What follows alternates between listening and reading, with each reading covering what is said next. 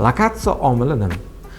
Keling, bir nuqtani Toshkentni markazida tasavvur qilamiz. Toshkent shahrining markazi atrofida yangi novostroykalar qurilishi u darajada hali ko'p emas. Ya'ni aslida joyni o'zi ham qolmadi, lekin bor novostroykalar ham juda qimmat.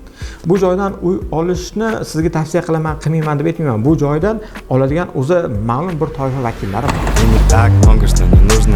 Toshkent markazidan olayotgan bu uylar juda ko'p holatlarda ijaraga berish uchun beriladi. Ya'ni shahar markazidan qancha markazga yaqin bo'lsa, ijarani qoplash imkoniyati yoki qimmatroq ijaraga berish va bo'sh qolmaslik holatlariga ko'ra ijaraga beruvchi odamlarga shahar markazidan uy olish ko'proq tavsiya etiladi. Undan keyingi doiramiz bor, mana tasvirda ko'rib turganingizdek, bu doirada asosan o'rtadan yuqoriroq bo'lgan segmentlar yashash uchun oladigan odam. Bu joydan agar uy olsangiz, siz biznes qilmoqchi bo'lsangiz, tavsiya qilinadiki, siz uyni sotib oling va sotmoqchi bo'lgan mijozingizga mos ta'mirlab, undan keyin soting.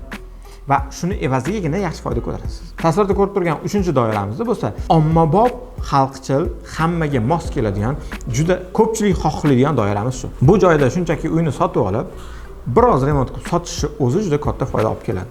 Bu joyda arenda ham yaxshi yuradi, bu joyda remont qilib sotish ham yaxshi yuradi. Bu doirada shunchaki olib sotish ham yaxshi foyda keltirib turibdi shu kecha kunduzda. Chunki shaharni qancha kengayadigan qismidan uy olishga yoki investitsiya kirishga harakat qilganingiz sari foydangiz oshib boraveradi.